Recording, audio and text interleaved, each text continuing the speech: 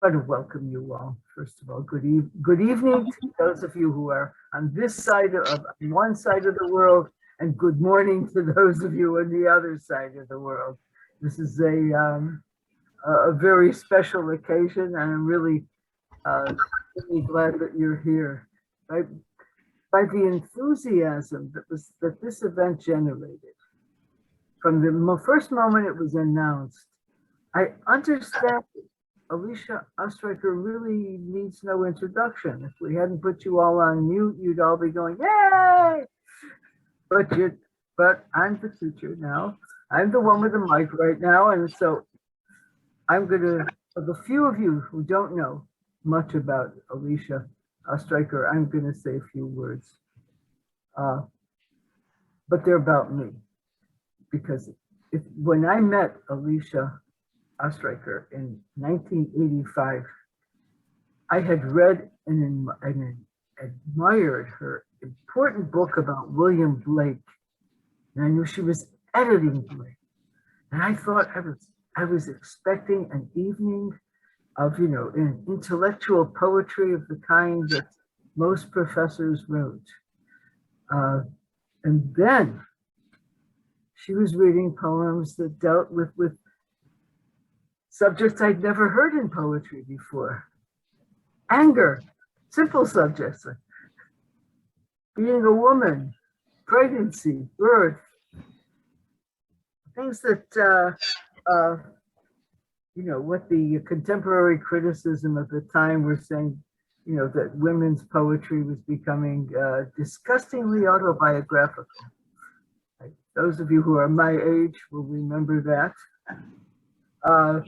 And it was seemed to be the business of male critics to put down anything a woman wrote. And yet she was giving a voice to women. And when her book came out, Stealing the Language, the book that changed the understanding of women's poetry forever, that I wasn't prepared for that. I don't know if you were, but it changed my life, and I think it changed the lives of many, many poets. But that wasn't the only revolution in her career. And a few years later, I said, what are you writing now? And she said, Midrush. Midrush. Explaining the Bible? Sure enough, that's for, for wise old men.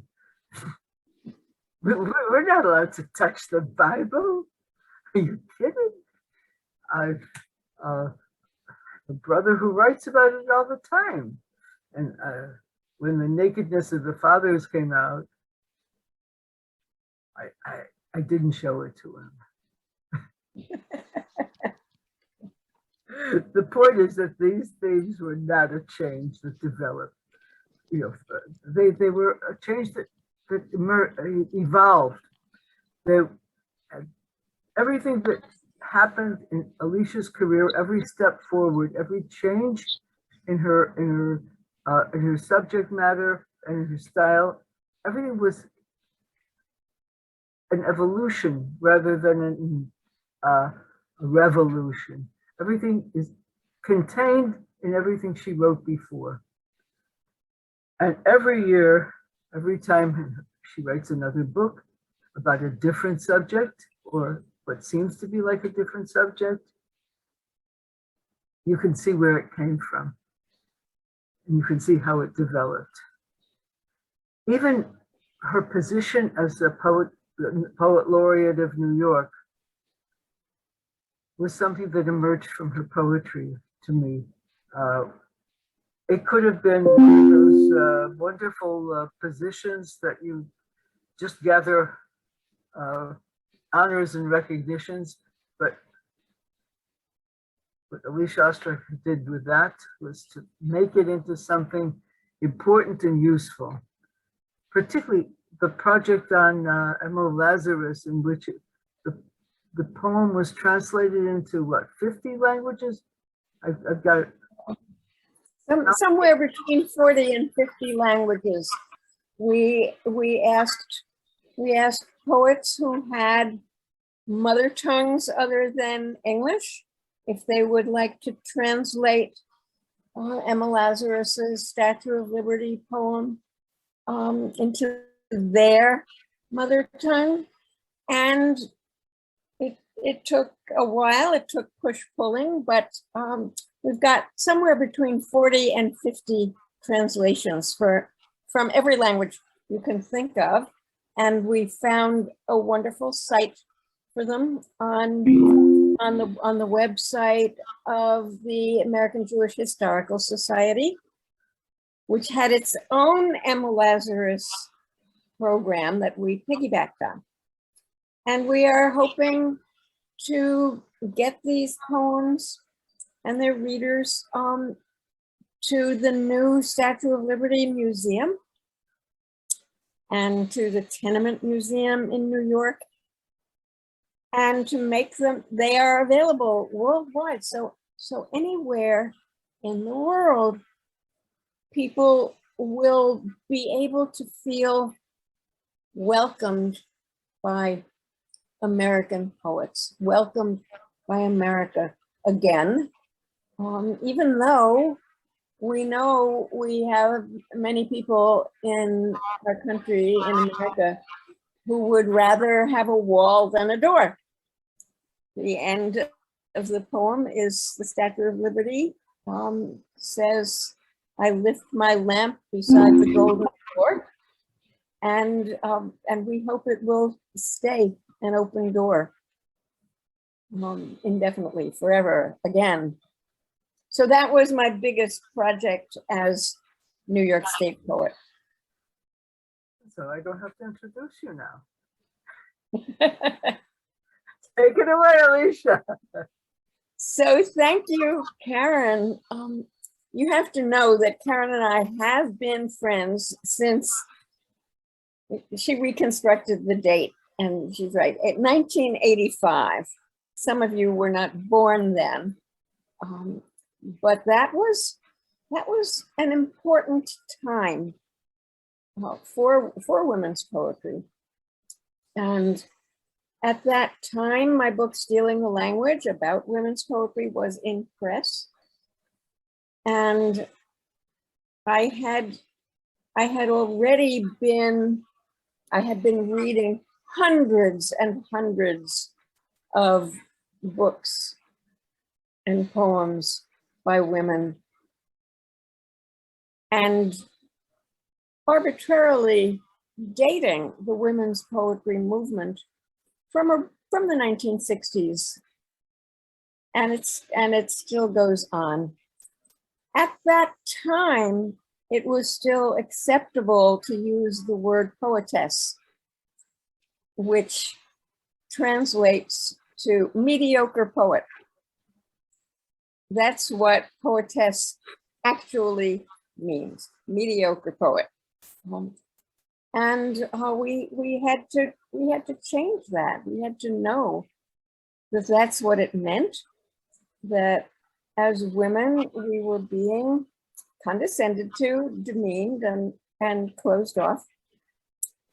So it was important to see for oneself and to have everyone see what kind of actual poetry movement was going on that was comparable to Romanticism or modernism.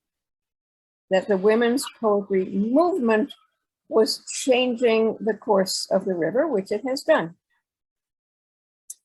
And poetry has become ever more inclusive, democratic, and all over the place. But that early moment was the moment when Karen and I met and recognized each other as women poets who were not poetesses, and who were prepared to say what we meant and mean what we said.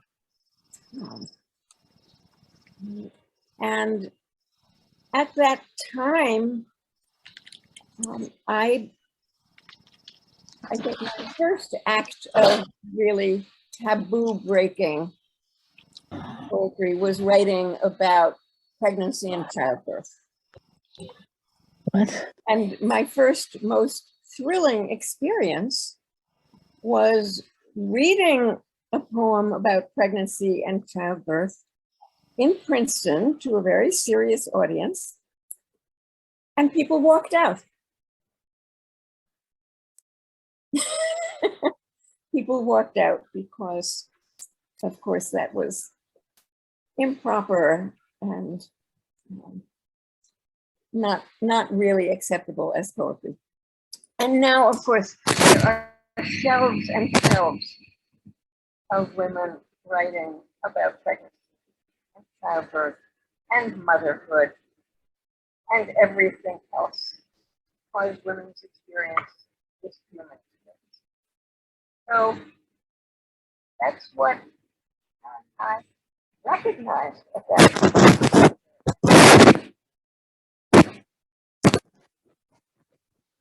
Is always doing something new also. Alicia, we can't hear you. Can you please fix your mic? Really? You can't hear me? Now we can hear you again. Oh, okay. I think I put a piece of paper on top of my mic. How silly. Okay, but you can hear me. All right, so Karen wanted me to read this poem, The Exchange, which is a disturbing poem, and it disturbed me. It came out of an experience I had while rowing with my children on a stream. Whoops. And here it is. Okay. And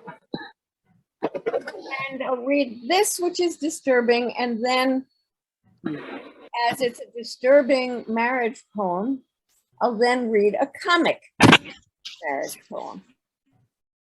Okay. The Exchange. I am watching a woman swim below the surface of the canal. Her powerful body shimmering, opalescent. Can you all hear me? Yes. Okay. I'll start again. I'm watching a woman swim below the surface of the canal. Her powerful. Alicia, can you wait a second? I just want to mute everyone because Okay. people unmuted themselves. Okay. Please make sure that you're always muted. All right. Can you also put her on highlight?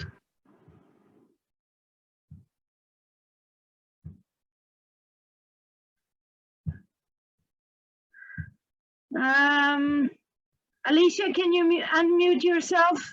Okay. Can Thank you hear me you. now? Yeah, that's okay. All right.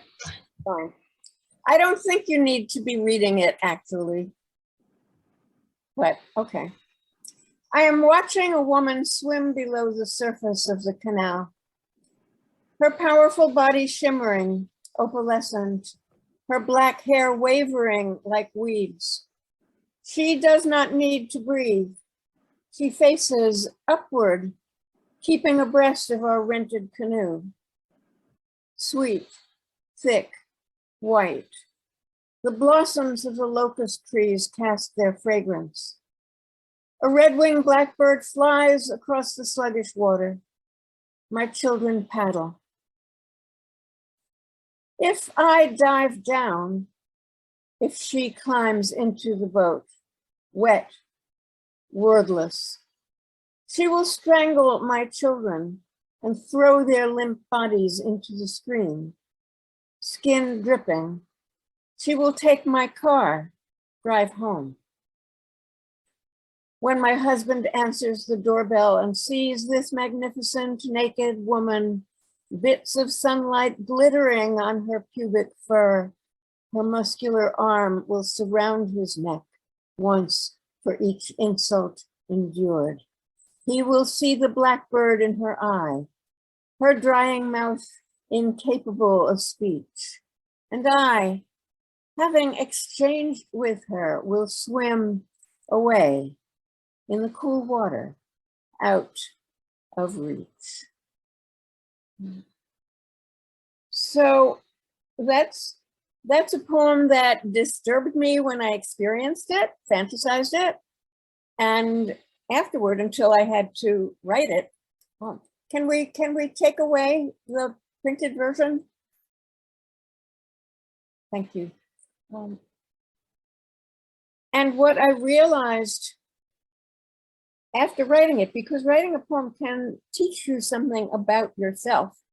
One, I thought I was a good person who had no violence in me, and I discovered that that was incorrect. And second, I realized that what I needed to do was bring that submerged woman who was angry and murderous because she was submerged by the me who wanted to be good and nice all the time, bring her power up into my life where it could act in better ways. And that's a lifetime task.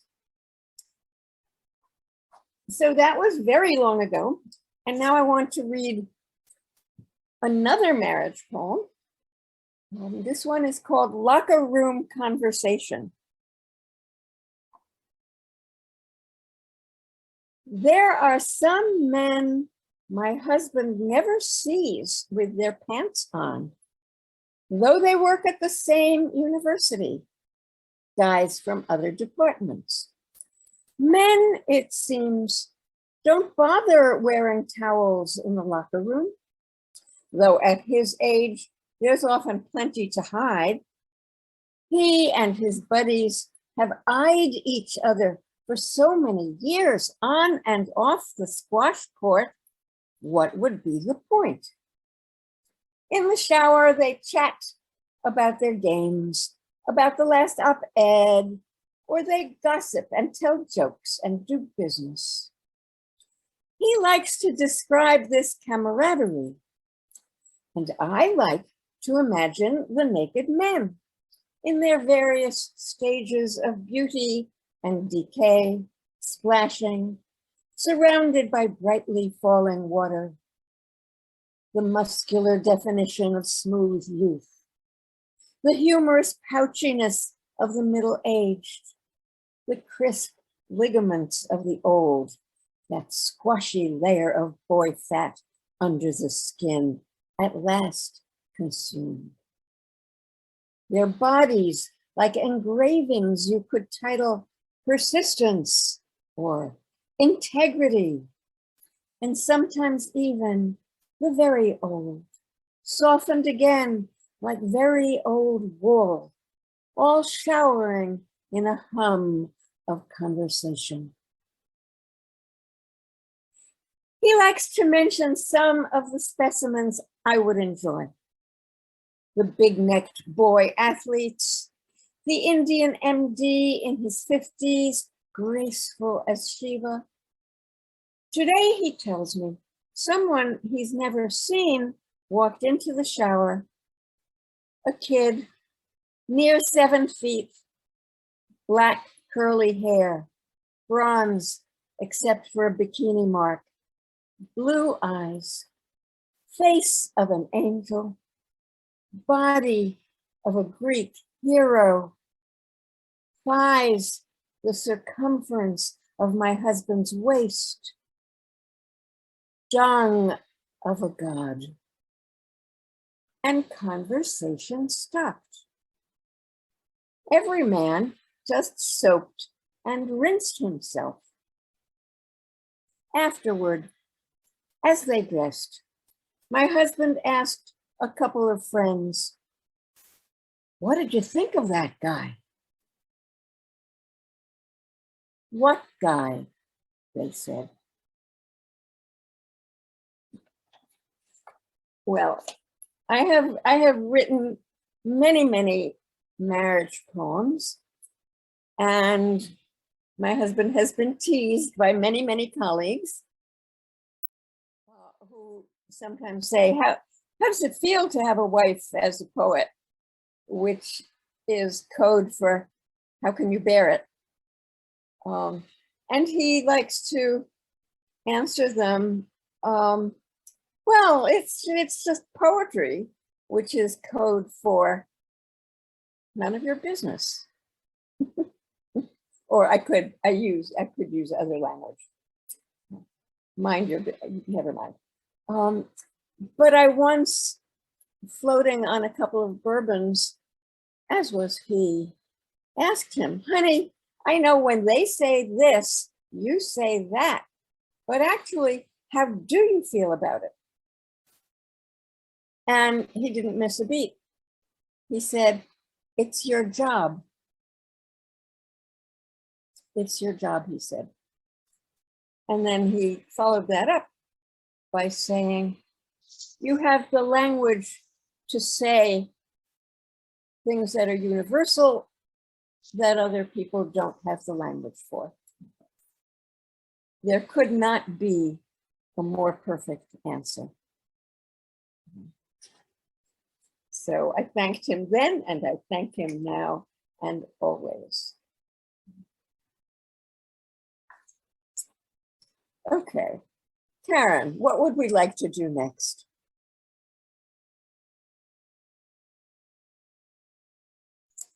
Unmute yourself. I think we what we were talking about. Oops, what we were talking about was the development and how you started with poems that were about pregnancy, birth, anger, marriage, and you moved into another stage.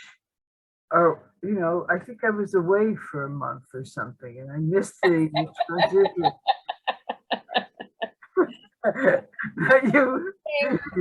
you right.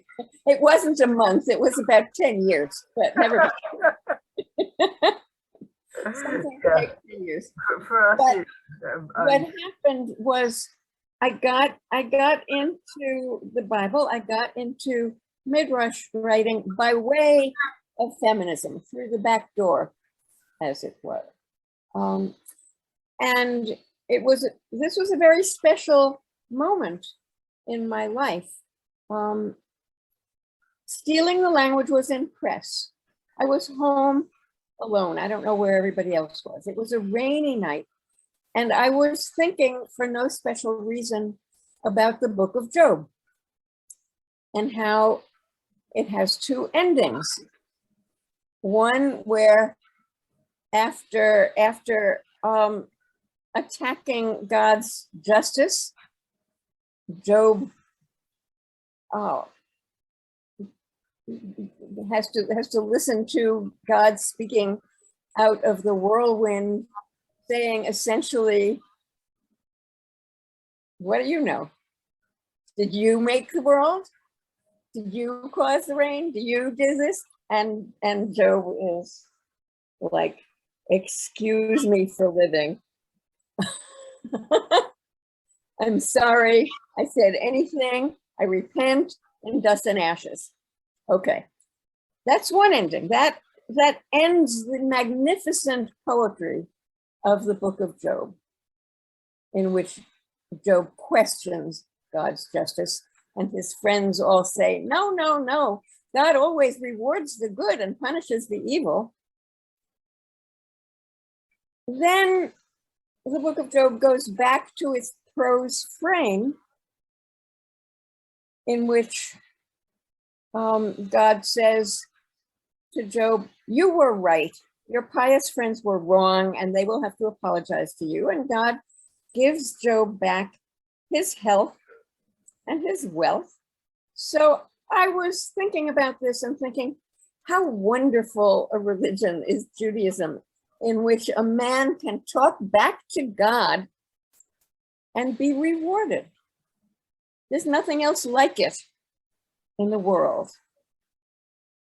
And then I had another thought, and that was, oh yes, God gives Job's wife 10 new children to replace the 10 that he let Satan kill off on a bet at the beginning of the book of Job. And suddenly I wondered, for the first time, I had a thought that I had never had before. How does Job's wife feel about God giving her 10 nice new children to replace the ones that got killed off? And at that moment, I went into a kind of trance of automatic writing. Never happened before. Never happened since. In which my pen wrote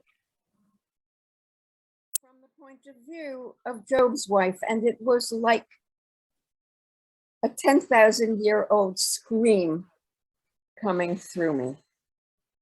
Just an age-old scream. And when I came out of that and saw what my pen had written from Job's wife's point of view, I knew instantly that this was going to be my future work, that I was on one of those trains that you can't get off. That piece is where the nakedness of the fathers began. And I began writing Midrush before I knew that there was such a word, before I knew that other people were doing it and had done it, before I realized that there was actually an explosion of Midrush writing going on around me, of which I was unaware. The book is called The Nakedness of the Fathers. It's a combination of autobiography and Midrush, of prose and poetry. I didn't know what I was doing at the time. I thought I was all alone, and then I discovered that I wasn't all alone, but I had to learn Hebrew. So then I went and learned as much Hebrew as I could, and my Hebrew is still about a millimeter deep. But what I do in this book is rewrite the compelling stories of these people I feel are my mothers and fathers. I don't only write about women. The men and women in the Bible are my mothers and fathers. The God is my God, whether I like him or not, and sometimes I do, and sometimes I don't. Many of you may feel the same way.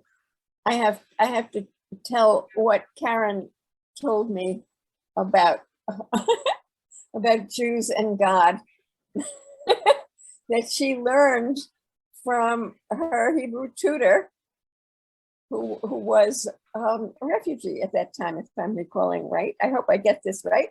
He said, for Jews, God is an option. No, can I It's wonderful. specific? I said, because we spoke in Yiddish, and he said, when I asked him, what if we're doing all this and there is no God? Yiddish, and he sat and he thought, and he said, "Tzitz is good, tzitz is da God, tzitz is nicht da God. A Yid darf lernen Torah, whether there is a God or there isn't a God. A Jew has to study the Bible." I love that. I tell it as often as I can. If there is God or if there isn't God, a Jew studies. So the nakedness of the fathers begins before Adam and Eve, and it ends after the book of Job. But here is a poem from Genesis in the voice of Hagar, the opinion of Hagar. I should say every poem in this book, every piece in this book has two epigraphs. one a biblical epigraph and one a contemporary epigraph, because writing Midrush for me means every place I look in the Bible, and I would recommend this to you all, every place I look in the Bible, I find something that connects powerfully and profoundly to my own life and the life that I am living in this world. Okay, so the opinion of Hagar. And Sarah saw the son of Hagar the Egyptian, which she had borne unto Abraham, mocking.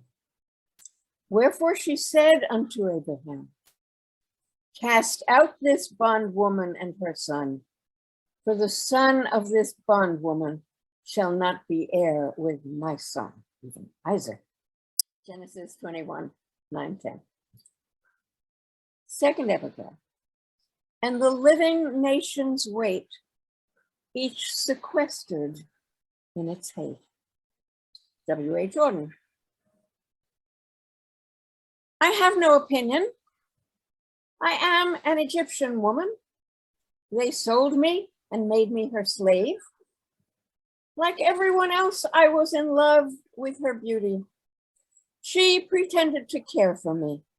Forget about our nationalities. Forget about social rank, she would say. We are women together. That is what matters, Hagar. She used me. When she couldn't have a child herself, she made me sleep with her husband, that old, creepy man. When my son was born, she was yellow with jealousy of my round breasts, of my strong, healthy boy. Finally, she too had a son. What a laugh, a thin stick of a baby who whined and spit up his food all day. Just what you would expect from those threadbare sacks of parents. But that was the end of me. She threw me away like garbage. Hagar, she jeered. Hagar, the stranger. You see how humble I am. My son is another story. Not like me. He is free and courageous, a wild ass of a man. He can read and write. He can run a printing press. He can shoot an AK-47. I call him Ishmael. I whisper to him, fight to your dying breath. But I still wonder, why could she not love me? We were women together. Now, what I need to say about this poem is that I collect Midrush as well as write it. And every poem I've ever gotten from a woman poet in America never thinks of this as Sarah's triumph,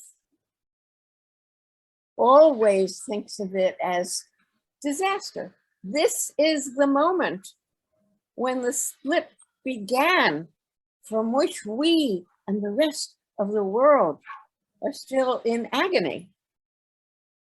All of us are in agony because Sarah and Hagar couldn't get it together. And women poets very, very commonly imagine reunion. And that is imagined by Jewish women poets and by Muslim women poets. Just need you to know that. And I think Eleanor Wilner is here, and she has a great poem. Look it up. I think you can find it online, called Sarah's Choice. Some of you may want to ask questions about that at some point, but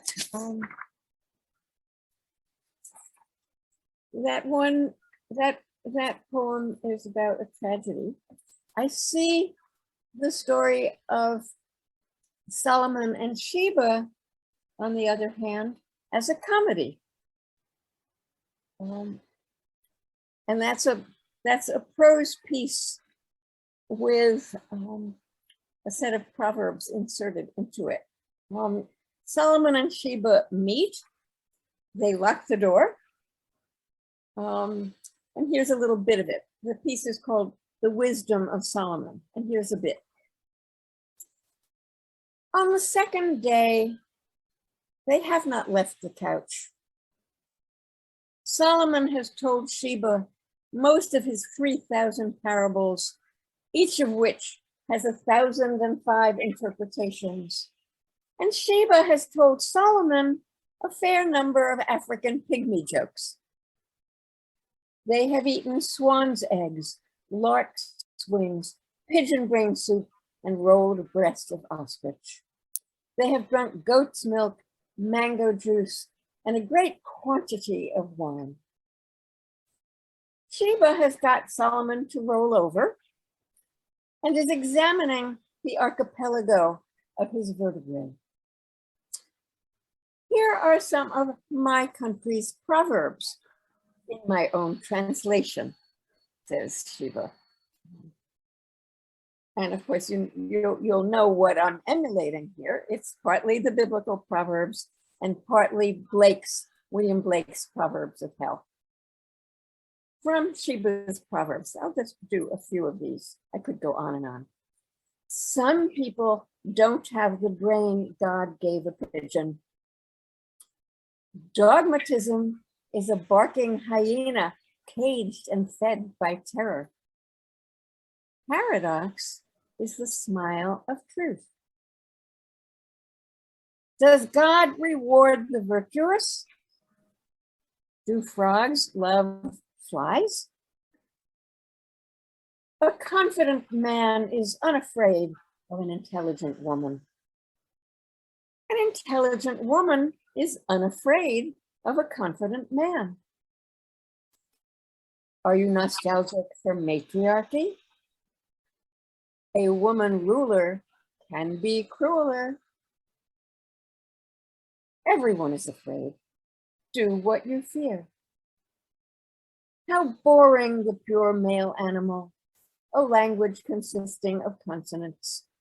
How boring the pure female animal, a language consisting of vowels. To understand is to laugh.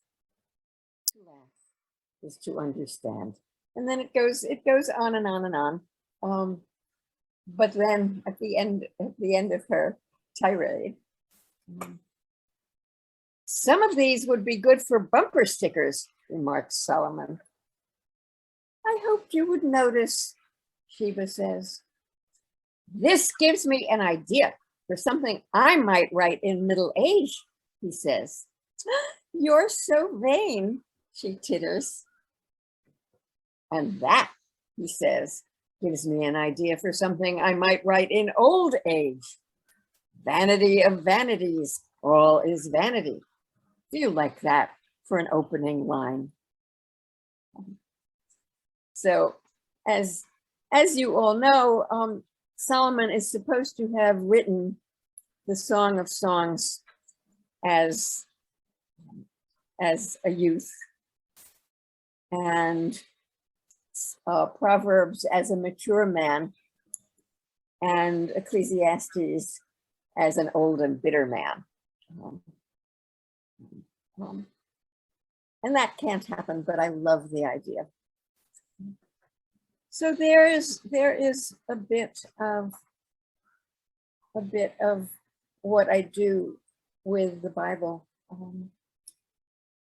However, I should say that the last piece, the next to last piece in the Nakedness of the Fathers, is called Intensive Care, and it's a little parable in which God is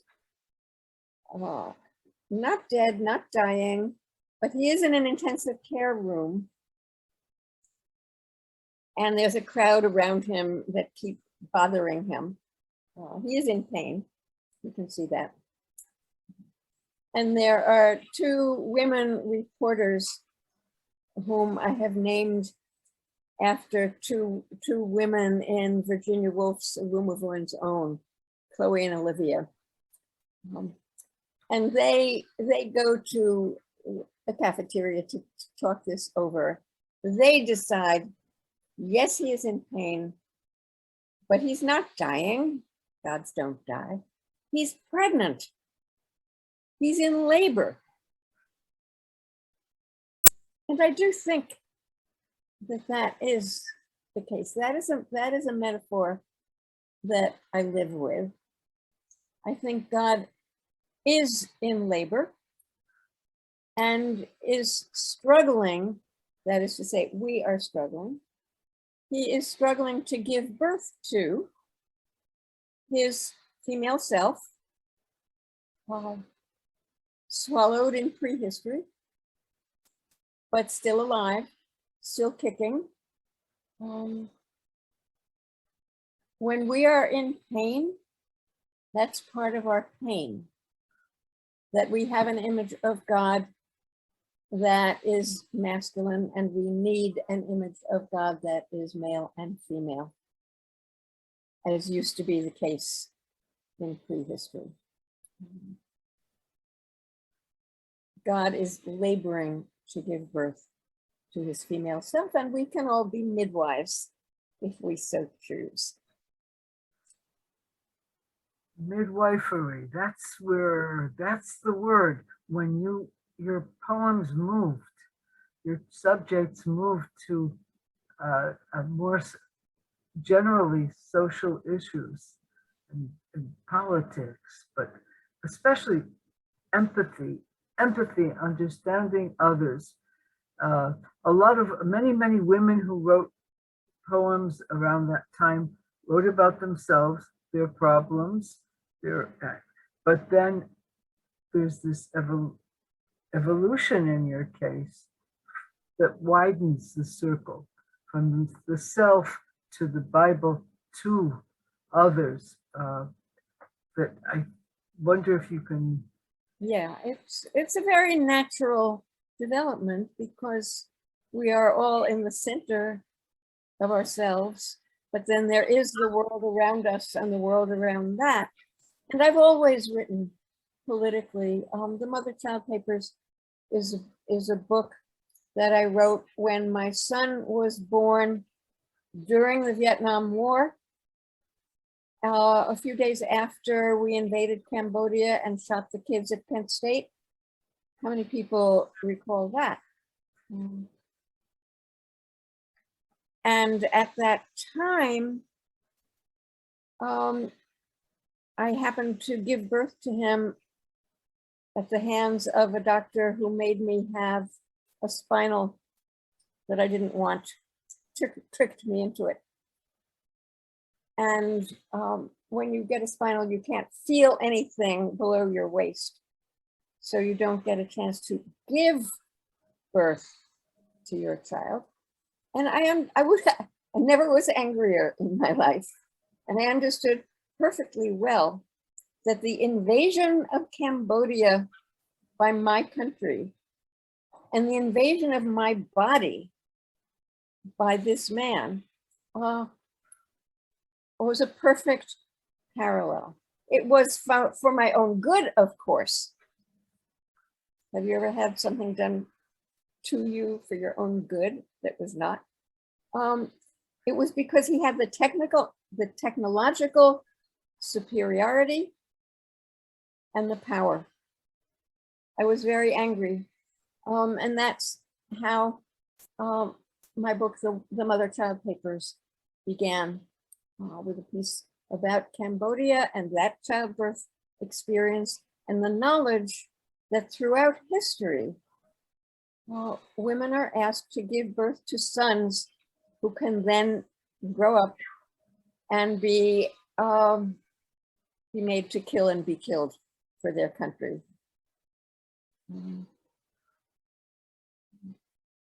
So politics has always gotten into my work, and more and more.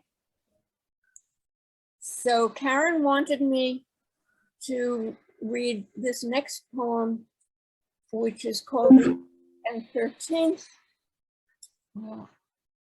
which is about two of Shostakovich's great symphonies. The 8th symphony was about the siege of Leningrad during World War II, which lasted 3 years and was devastating. It is an anguished and powerful piece of music that was performed once during Stalin's lifetime in the Soviet Union because it wasn't upbeat. It wasn't cheerful, and Stalin forbade it to be performed again. The 13th symphony, the Babi Yar symphony, after Yevtushenko's poem about the Babi Yar massacre, is again a very powerful piece of music. And I wrote this poem because to me it is of extreme importance that Shostakovich, a great composer, a genius, was able to write a profound piece of music in empathy for his suffering, tragic fellow Russians, and then write an equally great poem out of empathy for the Jews who were massacred, the Jews of Kiev who were massacred. This is actually rather timely just now because Kiev is possibly being threatened. And there are Jews living there now.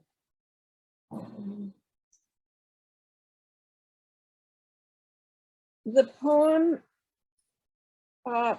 includes quotes from Shostakovich's autobiography, and I'll indicate with quote marks when I'm doing that. The 8th and 13th.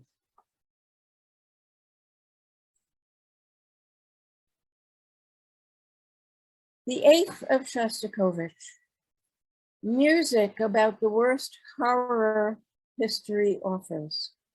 They played on public radio again last night. In solitude, I sipped my wine. I drank that somber symphony to the vile leaves. The composer draws out the minor thirds. The brass tumbles overhead like virgin logs felled from their forest, washing down river, and the river men at song. Like ravens who know when meat is in the offing, oboes form a ring, an avalanche of iron violins.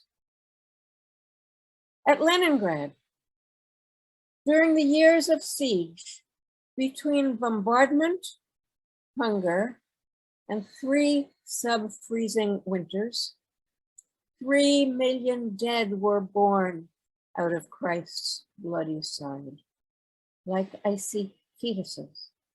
For months, one could not bury them. The earth and they alike were adamant. The dead were stacked like sticks until May's mud, when, of course, there was pestilence. I can't believe this.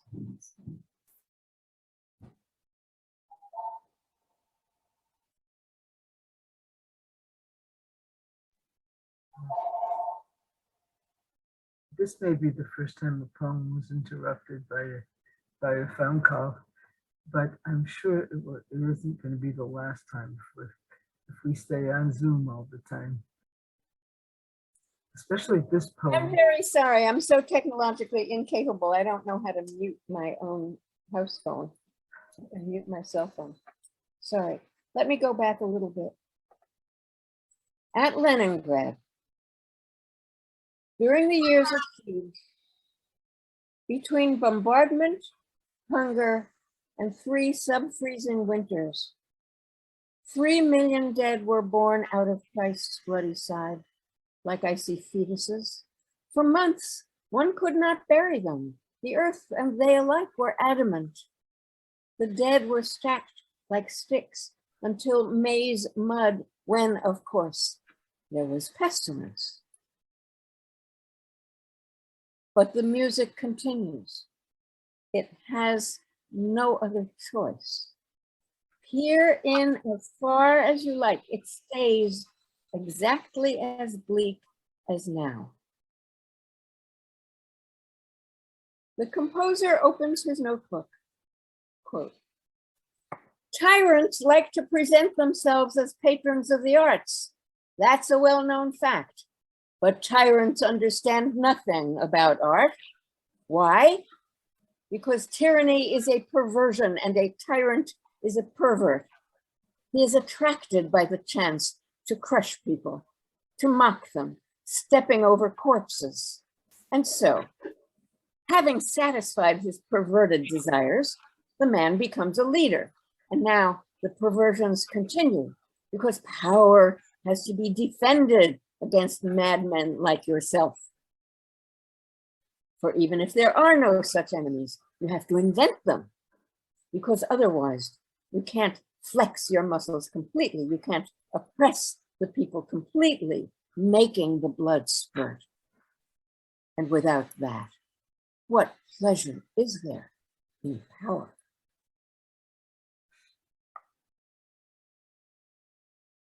The composer looks out the door of his Gutshot. It's April. He watches farm children at play. He forgets nothing. For the 13th, I slip its cassette into my car radio.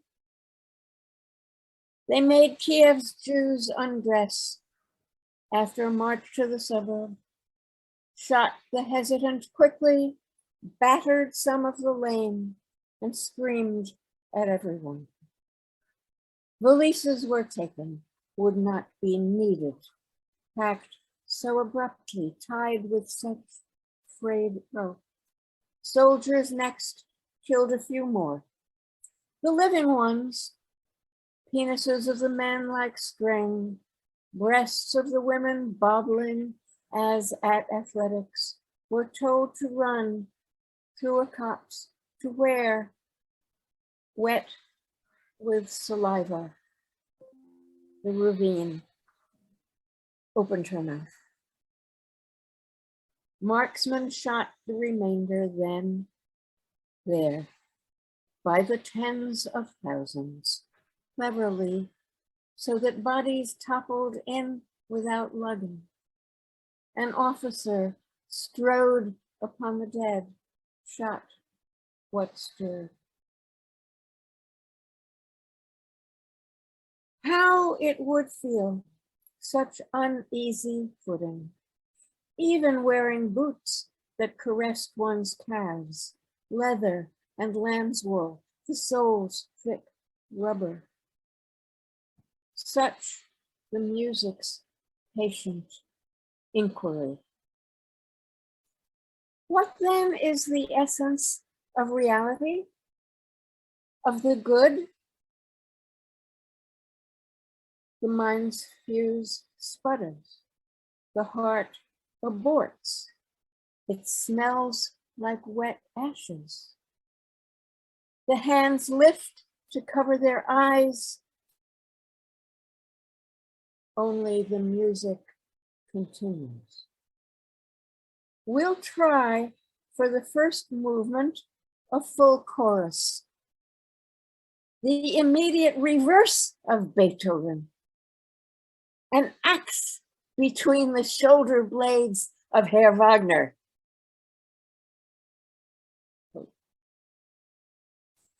People knew about Babi Yar before Yevtushenko's poem.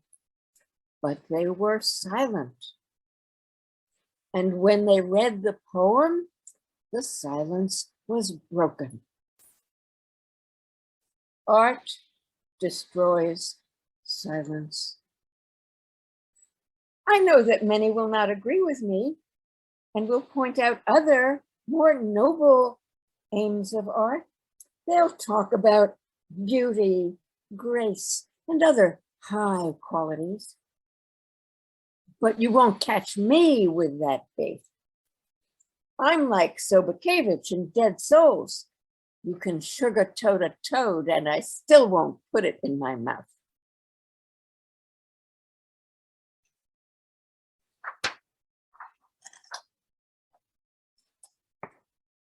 Most of my symphonies are tombstones, said Shostakovich. All poets are Jews, said Tsvetava. The words never again clashing against the words again and again. That music.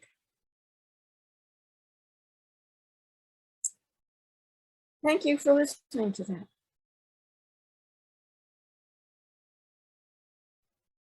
Thank you for reading it.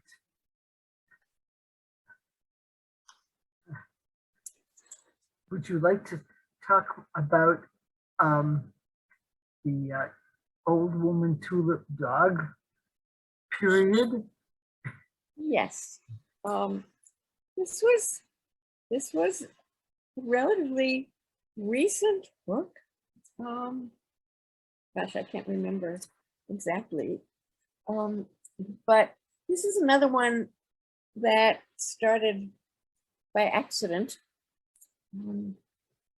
I was up in the middle of the night. And what I do when I'm insomniac is I go to my study, I sit in front of my computer, just the way I'm doing now, the way you all are doing. And I essentially say, no, my computer that is my alter ego, my best friend, my therapist, who knows me better than I know myself. And so one night I was sitting there and I was sitting there and my computer composed this poem called The Blessing of the Old Woman, the Tulip, and the Dog.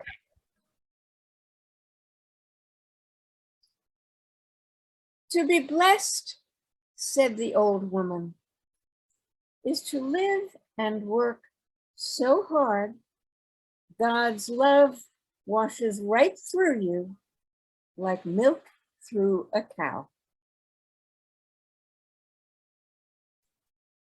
To be blessed, said the dark red tulip, is to knock their eyes out with the slug of lust implied by your upended skirt.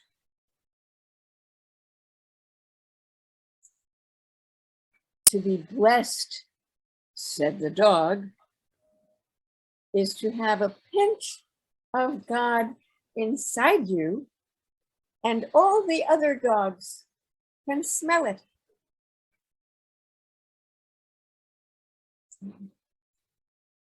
So my computer composed that, and I thought it was charming and funny, and I had never written anything like that before, and I figured I never will again because I was very preoccupied with writing serious, long political poems at the time. But I thought I won't do anything else like that. But then a couple of years later, these three characters kept showing up, and they let me know that they wanted to be a book. So they are a book, and the book is called The Old Woman, the Tulip, and the Dog. I'll read one more poem from that book, okay? And this one is about making art. It's called The Wind That Blows Through Me. And it's lifted from D.H. Lawrence. Some of you may know this line, which I cherish, which in a poem about being a poet. And D.H. Lawrence's line is, not I, but the wind that blows through me. I love that. I'll say it again. Not I, but the wind that blows through me. I feel the hand of God inside my hand when I write, said the old woman. I am blown away like a hat. I swear God's meaty hand is inside every atom, waving at us, hoping we'll wave back. Sometimes I feel the presence of the goddess inside me, said the dark red tulip. And sometimes I see her waltzing in the world around me, skirts flying, though everything looks still. It doesn't matter whether you call the thing God or goddess. Those are only words, said the dog, panting after a run through the park and a sprint after a squirrel. Theology is bunk, but the springtime wind is real.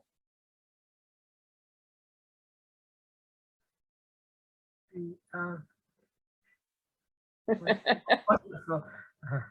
Yeah, I was thinking, I was going to ask you, how dare you write about aging? Don't you know that the first task of an aging woman is to disappear? Yes, one becomes invisible. I'm not ready to become invisible yet. That is as daring as writing about pregnancy and all those other strange subjects. All those other things. Yeah. Well, there is a whole book of them, and the dog always gets the last word.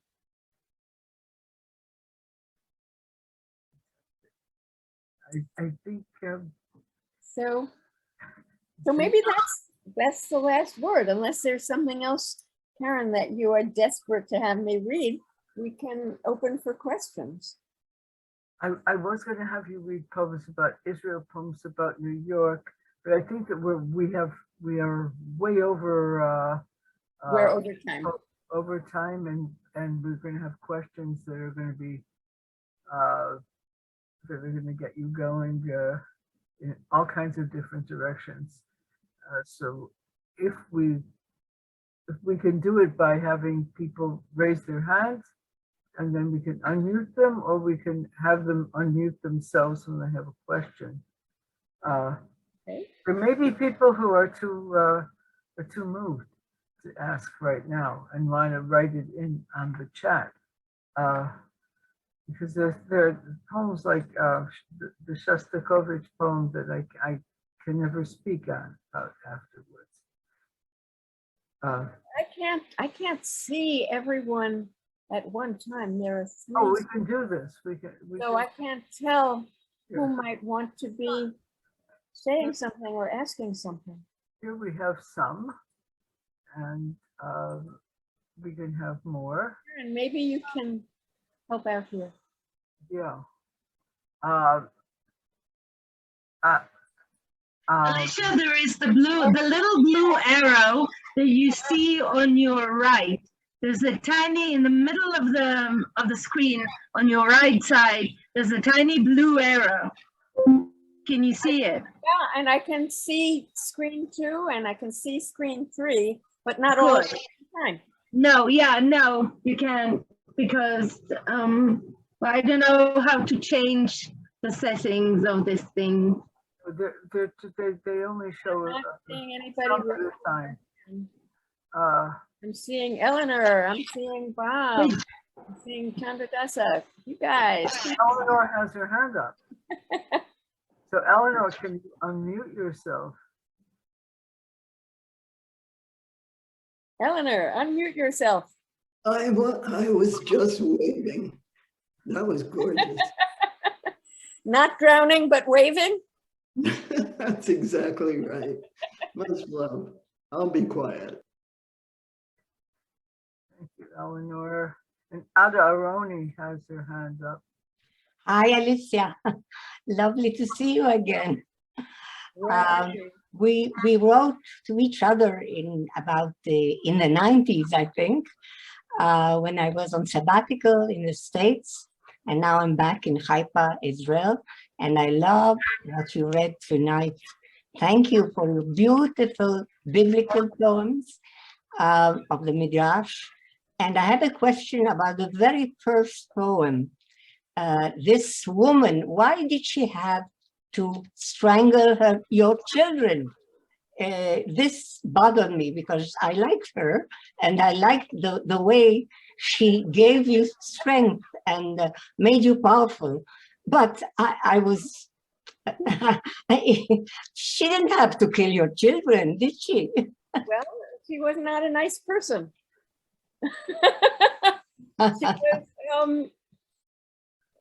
She was not a nice person.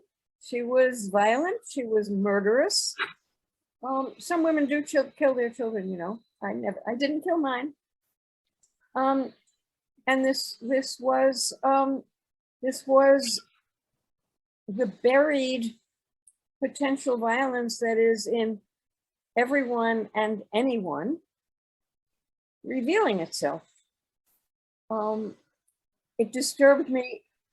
It disturbed me very much. I thought, this is not me.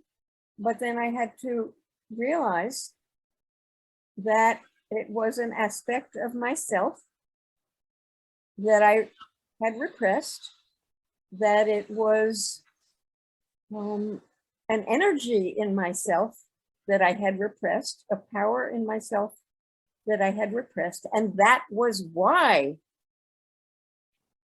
it became murderous, because it didn't want to be repressed. It wanted its energy to be assimilated into my life and used. And as I said, that's a life's work. Right. Thank you. Thanks. If I may write a midrash on your poem, you know, there was Lilith who killed her babies. And I realized that you were free.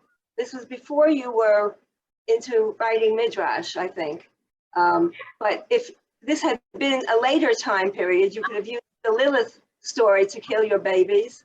And the two halves of, Eve, the Eve Lilith, bifurcation could be, a way of looking at it. Yes, it could. Although it is not her own babies whom Lilith kills, according to the story. No, she does. She kills 100 of her babies every night. They die every night. She does not kill them. What she kills is newborn babies in your house or my house, and Holmes buried something beneath the foundations. Right. That was a Lilith bowl with spells designed to keep her away, so that she would not seduce men in the house and would not kill their babies. That's the way I've heard the story. That she has 100 demon babies every day who die by midnight. But there's a need to be free. And a mother who has a need to be free may well think of that thought of killing her babies in order to to release herself, not from the babies, but from the position of taking care of babies, of That's being the a mad mother. housewife. The mad housewife. That how- May I, Kevin? Can I ask a question? Sure. Hello. Except I can't see you. Oh, Hi, Afnan. Karina. Yeah. Hi, Professor Alkalay. May I do have a question also. Can I speak now? Yes. Yeah. Thank you. Thank you for this talk and meeting. Very happy to meet you again, Professor Ostriker. Thank you all. I'm interested to know about the stage where you write about the Bible and processes or reprocesses the tales from the Bible, the religious ones. And I want to talk about stages in writing, as Professor Alkalay mentioned. The first stage when talking about women and pregnancy, and then moving on to something else like the talking about the Bible and stories from the Bible. Is there any link? Did you feel anything like special or more, I don't know, in the process of writing, did it affect it, or was it related to the first stage? It interests me because maybe touching religious tales, I think, is something special. And in my own thesis, I do speak about an Arab poet who also processes and reprocesses tales from folk tales and also religious stories. And it's interesting to compare sometimes, like, I was interested to know if you felt something special or different when talking about stories from the Bible. Very much so, very much so.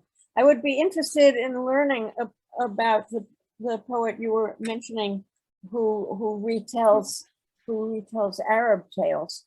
Yeah. But to retell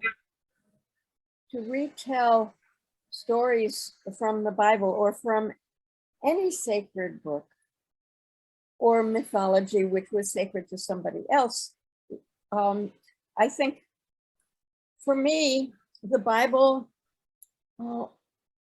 was my book, was my sacred book.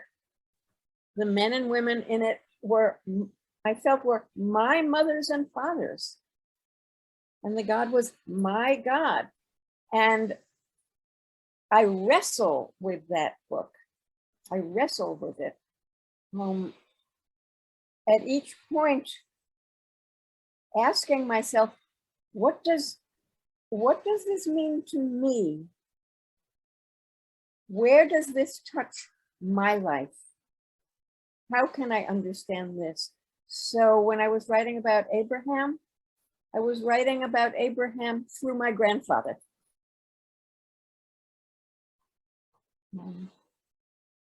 When I was writing about Isaac, Isaac's name means laughter. I turned him into the first Jewish stand-up comic.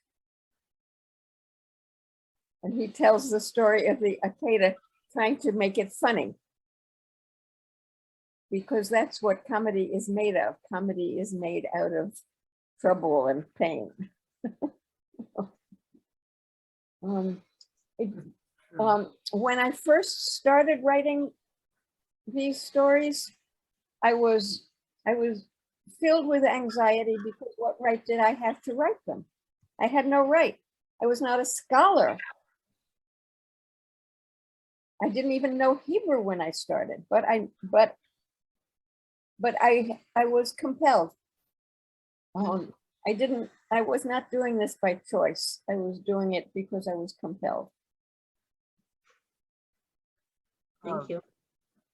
You know that, Alicia, that Isaac and Ishmael buried their father together. Isaac and Ishmael bury their father together. That's very important. That's Thank the you. last we hear of either one. Sarah Sassoon has her hand up. Karen, I have Hi. a question. Hi, thank you. Alicia, I love your poems, and I'm just wondering, you're very fearless and honest, and you go very deep into your passions, and just like now you're discussing the Bible and how you were, uncomfortable for a bit, thinking, who am I? When but you made it your own. How do you deal with the fear of being so honest? Oh, what a good question.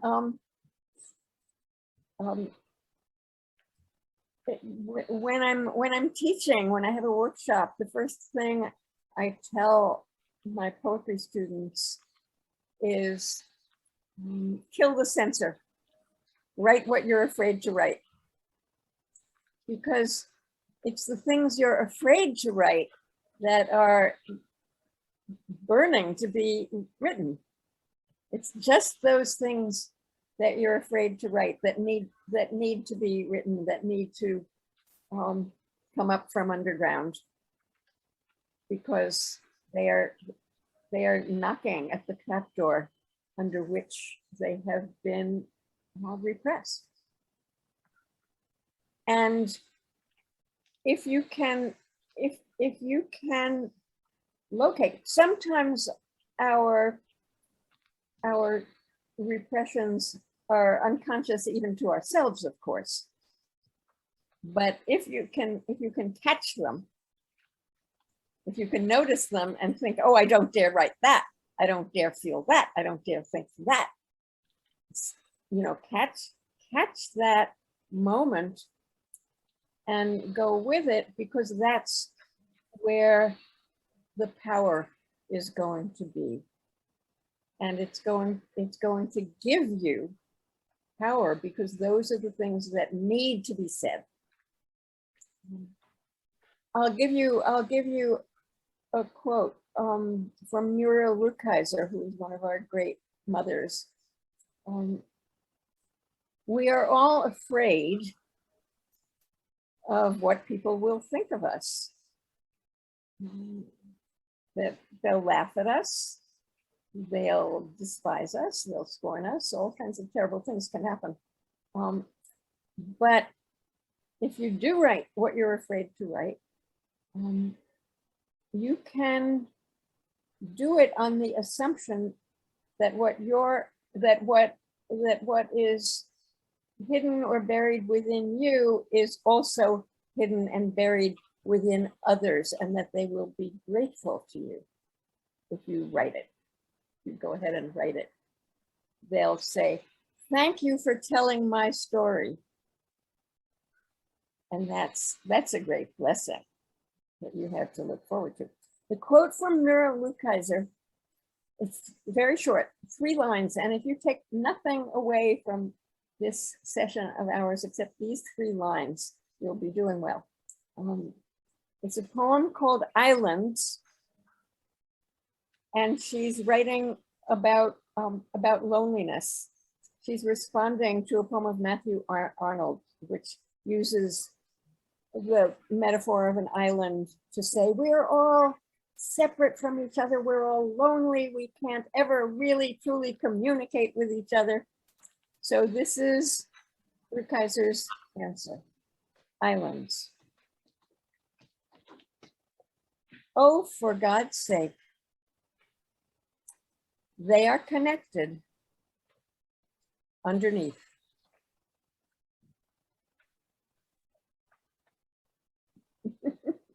Isn't that wonderful? That is so wonderful. Thank you. Oh, for God's sake. And you know, that first line, oh, for God's sake, can be an expression of exasperation. Like, how come you don't know this already? Oh, for God's sake. Or it can be, for God's sake, truly, you need to recognize that at the seafloor, we are one. We are connected. Yes, Nora. Rachel has been wanting to ask a question. Rachel by the sea. Can you unmute yourself? Yes, here I am. First of all, thank you. It's wonderful. It was really wonderful watching this program. And I'm not a writer, so I'll try and put my question. I wonder what you think, because you've seen a few generations of poet or poetess or whatever you want to call it. So my question is referring to your first sentence about the poetesses. And I have a question that bothers me all the time, and this is the question of the pendulum. By saying the pendulum, I mean, yes, now they don't call you poetess anymore. And they are all very, very careful about the way they're referring to us as women, and so on and so forth. And the question is, aren't we going too far? And aren't we losing some authenticity by everybody being very careful about the way they refer to us? Because, yeah, and I feel this all the time, and I think to myself, do they really mean then, or are they just being very nice or very careful? So I would like to hear your opinion. That's a very interesting question.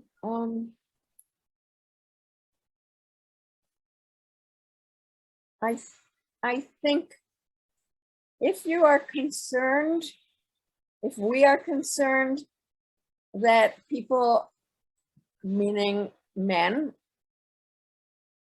I think you mean, are pretending to be feminists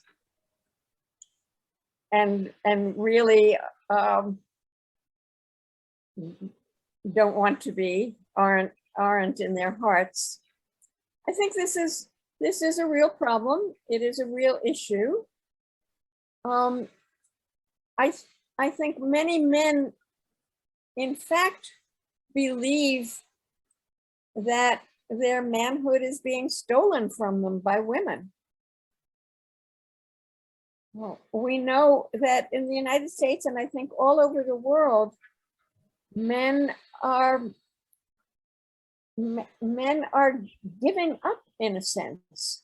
They are working less, they are going to school less, they are not graduating school, high school or college or graduate school in the same numbers as women. Women are taking over. And this is a blow to many, many men. It's a genuine blow. They don't know how to deal with it. So commonly, they may deal with it in painful ways, but it is a real problem, brought about, among other things. But my question is, aren't we losing authenticity? Are we losing authenticity? As society, we are losing to know exactly how people think about us because they're so careful. You know what? You don't need to worry about that. You can be yourself. You can say a problem. You can say what you want to say and be whom you want to be. And if you want to be outrageous, give it a try. Okay. Right. Thank you. It's not, their problem is not your problem. Well, your problem is just to be yourself. Thanks. I have more questions. Yeah, Nora. I have Ellen Green. Anne Bardot? No? Yeah. So my question follows the one by Rachel. Since you are sometimes, quite often, dealing with actual biblical passages, and there is such a strong Orthodox presence in Israel, to make an understatement, have you ever been threatened in any way? And what have you done about it, if there was? Yeah. Baruch Hashem, I have not been threatened.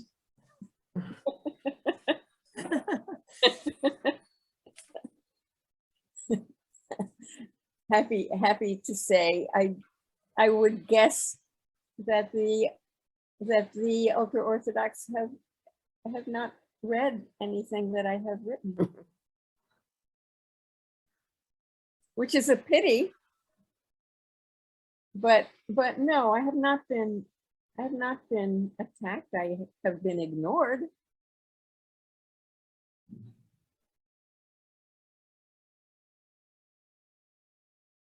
I think the religion can absorb all kinds of different opinions, and at least in my education, I could ask my my rabbi what I learned. I learned about evolution in school, and he said, "What is evolution?" And I told him what, about, monkeys and all this stuff, and he said, Bubbenmeisers. It's a good story. It's a good story, but it's a story. I don't think that this would threaten. But Ellen has been wanting to ask you a question. Yes. I so much enjoyed hearing you, Alicia, and what you have to say about all these topics. I'm particularly interested. We've been emailing back and forth about aging, and I'm so glad that you've chosen not to be invisible. Until 120, you should continue not to be invisible. I'd like to understand better in the poem of The Wind That Blows Through Me, how the imagery of the dog panting and the tulip work together for you to take away, to make the aging woman more visible. Well, I think she makes herself more visible, and they are not interested in her. The tulip, the tulip is a diva in this book. She's only interested in herself, and the dog is typically very, very down to earth. He's not interested in either the tulip or the old woman. They're all just interested in themselves. But she has, the old woman has to speak for herself, and she does that. So it's in contrast, in spite of them, that she has a presence. Yeah, she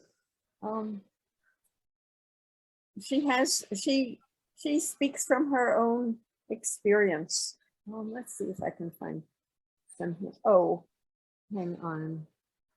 The book? Are you looking for the book? I'm looking. Right there. I'm looking for it. It's right I can't even find my own books. Here we go.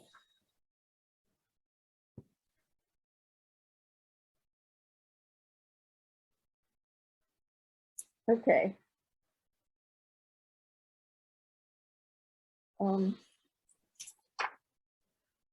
Here's one. They speak of race. Honey, I am one gorgeous permanent wave of dune beige, yellow gold, coal black, European, Asian, African force funneled through centuries of ejaculating ancestors right here to me, said the impure old woman. Of course, as the science of genetics informs us, we hybrids are the ones that survive through the endless brutalities of storm and drought and the rivalry of our peers, said the naturally selected red tulip. Any tribe keep doing the same thing with the same folks, they're gonna die out soon. So procreate like me with strangers, go mix it up. Mongrel is powerful, said the dog. Now they all have their own personalities, but and they all have a sense of history.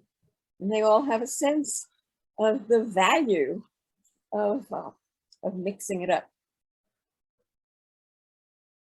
I'm sure there are many more questions, but I think that we have hit the end of this session. I think we've come to the time when everyone says, "Oh no, I forgot to feed my children." Yeah. And so I hate to say goodbye to you, but I think it was a wonderful, wonderful experience for all of us, and I'm sure that everyone is, wants to say thank you. Thank you all for being here. And we must do this. We must do this again sometime. Take care, everybody. Go home and write. Go home and write. That's it. Thank you. Thank you Alicia. so much. Thank you. Thank you for this honor. Great honor to have you here in Israel. Thank you so much. Yes, and come and visit. It's a pleasure for me. Thank you, Alicia. Wonderful. Thank you, Alicia. Thank you. Thank you. Inspiring, unbelievable. Thank you so much. That's Right. Thanks, Alicia. Right. Thank you. Thank you. Today I found Thanks a lot. us at Naim Maraidi's house many years ago. And if you stay on, I'll show them to you. And then you can sneak away into the night. But I wanted to say something rather than ask a question. There are some of us who've known Alicia since she was 15. We were in the same school together. Lee Beanan, I think she's still here, and I, there you are in that number. And she was the same then as now in terms of her courage, her outspokenness, her sense of self, and her generosity. And I feel as if that needs to be marked. Thank you for that. Beautiful. Thank you, Karen. Yeah. I loved hearing the story of you and Alicia's friendship. I wish we could talk more about that, and we will. Well, thank you. Stand by for chapter 2.